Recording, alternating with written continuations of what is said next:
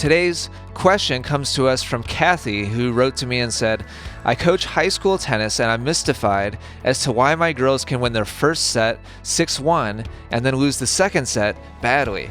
How can I coach them to keep their momentum going? I've really been wondering exactly what the breakdown is. What is the percentage shift from momentum going one direction and another? The truth is, a 6-0 set can happen very, very easily if there's even a slight mismatch in the match. And so if there's like a particular strength that matches up perfectly with a particular weakness, if there's a pattern of play that one player is exploiting, then a 6-0 set can actually happen really, really easily.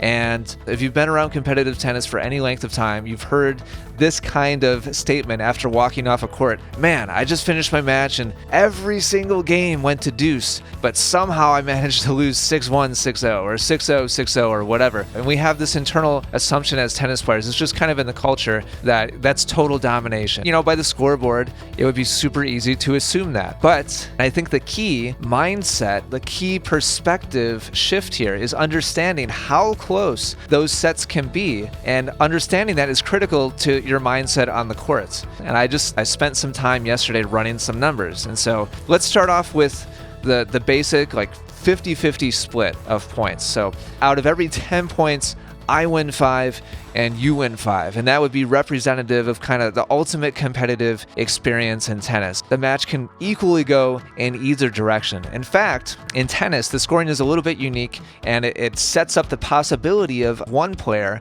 actually losing more points than he or she wins and still winning the set or even winning the match because of how the scoring works. And so winning 5 out of every 10 points means that's just a complete coin flip. So that's our baseline. That's kind of our control setup. So now let's consider for a moment that you're playing a match, just hypothetically, and every game goes to deuce, but one player ends up winning every game. That means that at the end of that set, the winning player ahead 6-0 has won 62% of the total points played. That means the difference between a complete coin flip of a set and a really competitive but lopsided 6-0 set is just a 12% shift of points that are won instead of lost. So let's take it one step further, and every game goes to 30 all, but every time it gets to 30 all, one player just kind of pulls away and ends up winning the game. And so nothing goes to deuce. And so we're talking about a 6-0 set, and you would assume that the percentage of points would be significantly higher, but instead of 62% of the total points won, now it's 67%. So it's a 5% difference between the set where everything went to deuce and one player won. If everything goes to 30 all and one player wins, there's only a 17% difference between a coin flip of a match and one player dominating on the scoreboard and winning 6-0. And so we're talking about a difference of 1 or 2 points out of every 10 is the difference between could go either direction